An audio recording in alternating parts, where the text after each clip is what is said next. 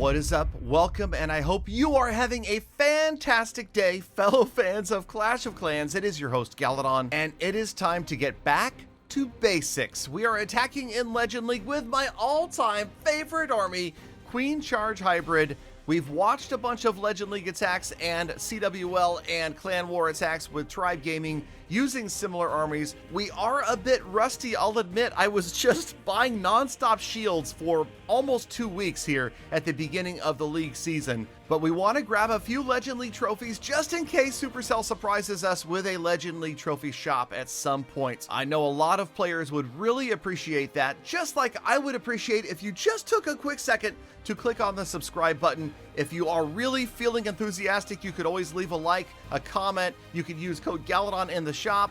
But let me remind you about the creator code. It's a serious thing because there's a lot of creators out there who use this to help keep them improving and keep them making videos for you guys. So really, thank you, all of you, even if you're not using my code, thank you for using a code. It's thoughtful. It means a lot to those creators out there, okay? All right, so we're just, it's the usual right here. It's sort of a YOLO attack. It's also, however, trying to follow the fundamentals that you've seen in recent videos by Tribe, and that is take out the Town Hall whenever possible with the Queen Charge. Now, this was a clan castle full of those stinking super minions, which are my least favorite troop in the history of the game. I feel like they're completely imbalanced because you almost never see them used on offense. They're only purely a defensive CC annoyance, and I hate them. I really do. But okay, so you can see that overall, the funnel sort of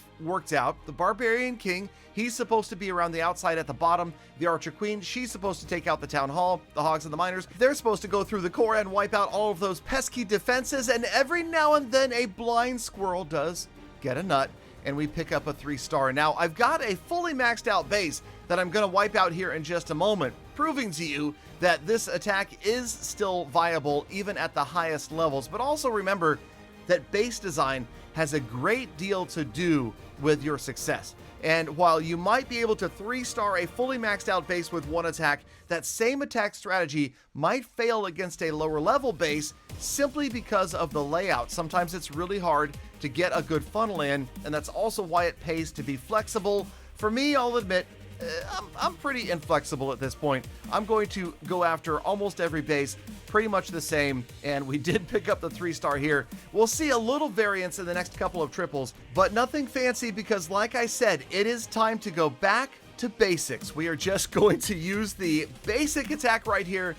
King on one side, Queen on the other, get the Town Hall if you can, Hogs and Miners down the middle. Now, when you've got a base like this, where you have a centered Town Hall, things are going to be much more difficult. So what I try to do in a case like this is look for high value out of the defenses. And you can see Eagle and 2 scatter shots are right next to each other. So the first thought was, how can I get my Archer Queen in to try to wipe out the scatter shots and the Eagle early? Because then it won't be quite as painful to go through that Town Hall if I do have to go there with the Hogs and the Miners. Archer Queen, of course, at this point, yeah, I have no idea where she's going to go. It looks like maybe she'll head down and away from the scatter shots and the Eagle. She does get the left scatter shot down right away. So this is good. I'm happy. And now I'm thinking, well, okay, she's going to head off towards the left.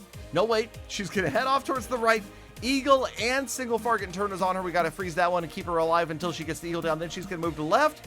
Now, she doesn't get the final scatter shot down, but that's okay. She's going to go after the Inferno Tower, the Barbarian King over here, and we can start the rest of our funnel way over at 3 o'clock on the right-hand side with the King and the Siege Barracks. And now you can see the general funnel fundamentals are still in place, right? We've got a pathway for everybody to follow down the middle, and there is a little bit of hope and prayer that the Town Hall will somehow get annihilated by somebody at some point. And yes, this is what separates the amateurs from the pros. The pros know what unit and where is going to get to the Town Hall and when. Me, I'm just like, well, I hope somebody gets there. Look at the Barbarian King has kind of done a pretty good job of funneling on the right-hand side, the Archqueen on the left-hand side, and now there's really nowhere else for everyone to go. The unfortunate part about this is, of course, the poison bomb in the core from that Town Hall.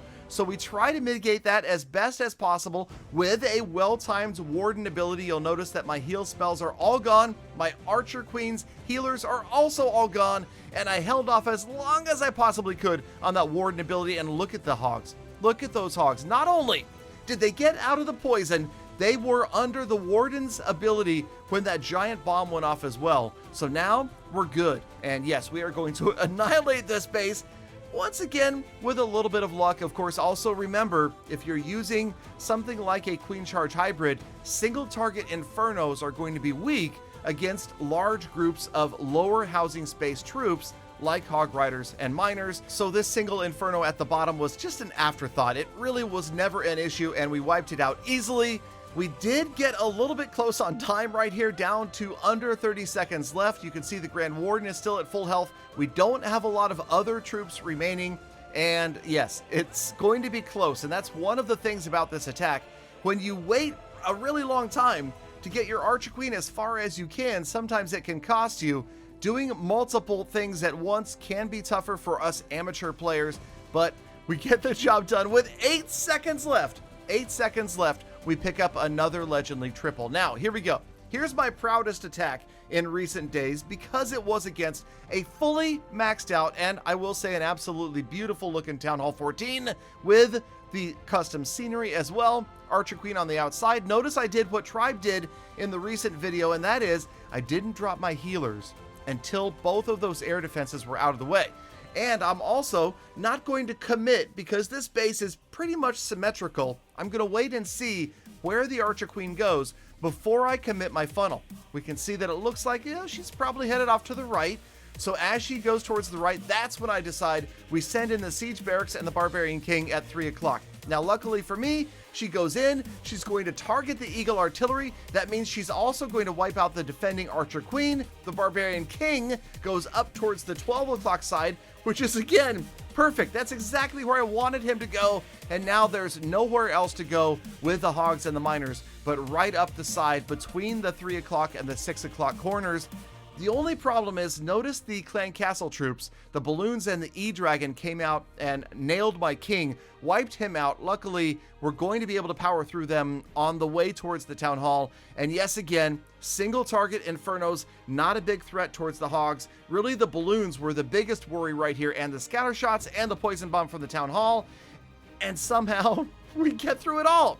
A nice freeze spell on the Town Hall, and the Warden ability once again is going to try to protect those units from the poison. But remember, they're going to get that severe slow from the poison bomb of the Town Hall, and that is going to make it tougher to get away from that. Somehow they do, but the Grand Warden pops in there and sucks it up. That was not ideal. But notice again, like the Tribe successes, the Archer Queen is still alive and her healers are going strong. She is again going to account for somewhere around 40% of this base all by herself. I haven't actually sat down and counted how many buildings good Queen Charges can take down. That might actually be something for a future episode. In the meantime, this fully maxed out base is no match for a little bit of luck and even less skill. But you can see as we roll in, we still even have the Archer Queen's ability. Come on, Galadon, how OP is this guy? So yes, this attack, Queen Charge Hybrid, is definitely still viable. And I always say, use your strongest attack. Don't be forced to change your attack to the meta. Make sure that you make the meta adjust to your attack. Okay, that's probably not good advice, but anyway, we got a 3-star. I love Queen Charge Hybrid. I love you guys watching the videos all the way to the end. I appreciate you guys so much. Thank you. Be the true hashtag GalaFam and get out there. Make the best of the rest of your day, week, month, and year. And I hope to see every last one of you back here again tomorrow for more full attacks.